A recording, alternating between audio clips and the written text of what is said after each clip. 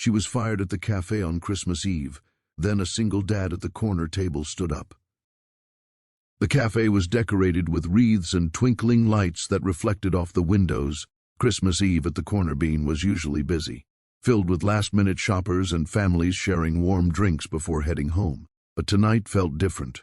Rebecca stood behind the counter in her white apron, over a plaid flannel shirt, her light brown hair pulled back in a ponytail. She had worked at this cafe for 3 years, ever since her divorce left her scrambling to support herself and pay the bills. At 32, she was starting over in ways she never imagined. The owner, Mr. Bradley, stood near the kitchen entrance in his gray button-down shirt. His arms were crossed and his face looked stern, more stern than usual. Rebecca felt a knot forming in her stomach. She had seen that look before when he let the assistant manager go last month. "Rebecca," Mr. Bradley called out, his voice cutting through the gentle holiday music playing overhead. "Can I speak with you for a moment?" The cafe was full of customers. Families sat at tables decorated with small poinsettias. A young couple shared a slice of pie near the window. And in the corner, a single father sat with his son, both watching the scene unfold. Rebecca wiped her hands on her apron and walked over to Mr. Bradley. Her heart was pounding. "Is everything all right?" she asked quietly. Mr. Bradley did not meet her eyes. "Rebecca, I'm going to have to let you go. Effective immediately."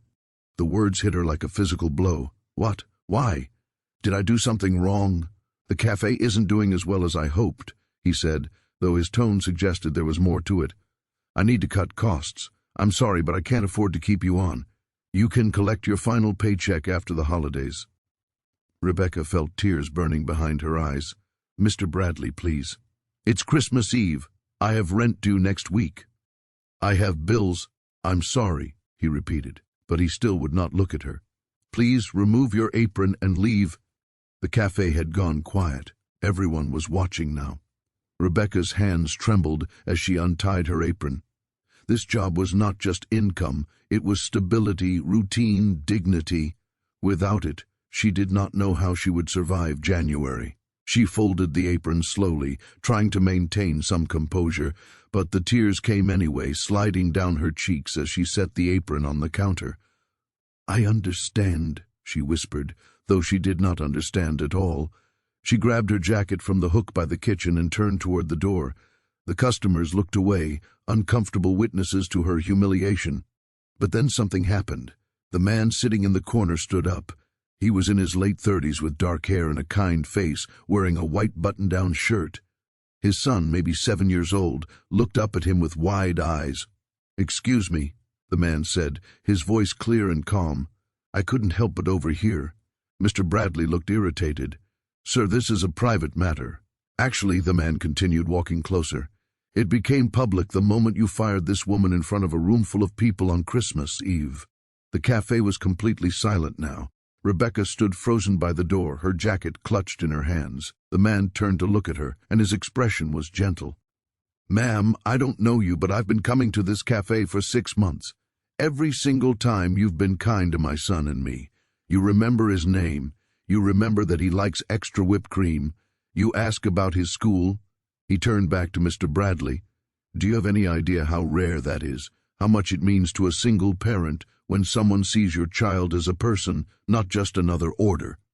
Mr. Bradley's face reddened. "Sir, I appreciate your input, but this is my business." "You're right," the man said. "It is your business. And as a customer, I have a choice about where I spend my money." He pulled out his wallet and set several bills on the counter. "That's for my coffee and my son's hot chocolate. And this," he pulled out a business card and set it beside the money, "is my contact information. My name is Nathan Cole.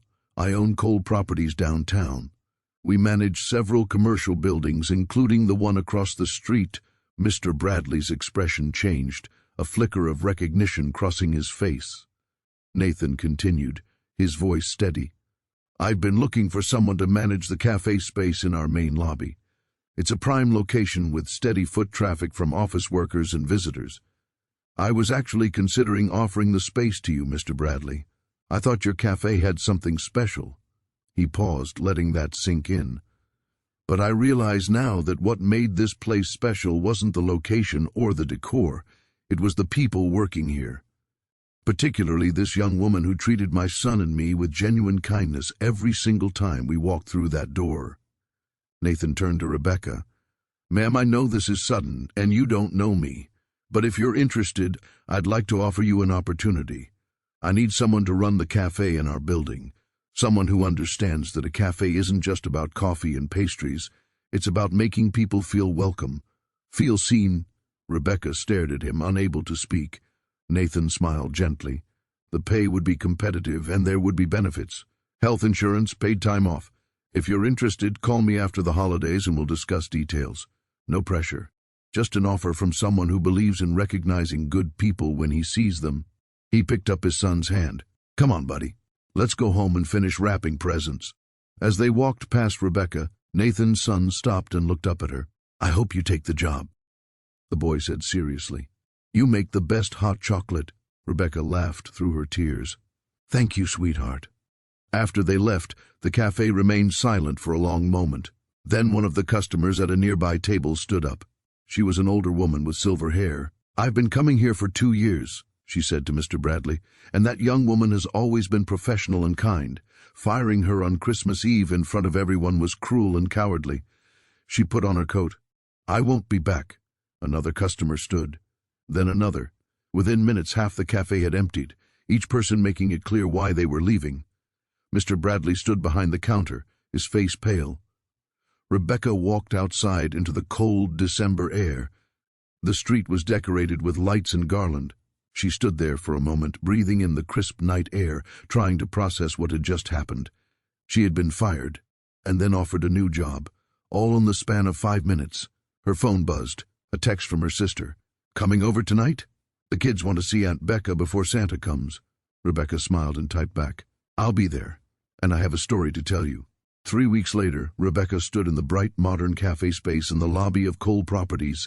The grand opening was tomorrow. She wore a professional blouse, and her hair was styled nicely. The space was beautiful, with large windows, comfortable seating, and a menu she had helped design. Nathan walked in with 2 cups of coffee from a nearby shop. "Thought you might need this," he said, handing her one. "The installer is running late, but he said the espresso machine will be ready by tonight." "Thank you," Rebecca said. "And Nathan, I know I've said this before, but thank you for everything. For seeing me that night, for taking a chance." Nathan shook his head. "You had already proven yourself. I just gave you an opportunity. You're doy." The rest. His son ran in from the hallway, excited. "Dad, can Miss Rebecca teach me how to make hot chocolate like she promised?" "After we get everything set up, absolutely," Rebecca said, ruffling his hair. As she looked around the cafe that would open tomorrow, Rebecca thought about that Christmas Eve, about how the worst moment of her life had led to the best opportunity, about how one person's kindness had changed her entire trajectory. She thought about Mr. Bradley, too. She had heard his cafe had struggled after that night. Many of his regular customers had not returned. She did not take pleasure in that, but she understood it. People remember how you make them feel, and they remember how you treat others, especially in difficult moments. Nathan had taught her something important that night, that standing up for what is right matters, that seeing people's humanity matters, that one moment of courage can change someone's entire life. The cafe opened the next day to a line out the door. Word had spread about Rebecca's story, about the single dad who stood up for her, about second chances and Christmas miracles. But more than that, people came because they felt welcomed, because Rebecca remembered their names and their orders, because she saw them, really saw them. 6 months later, the cafe was thriving.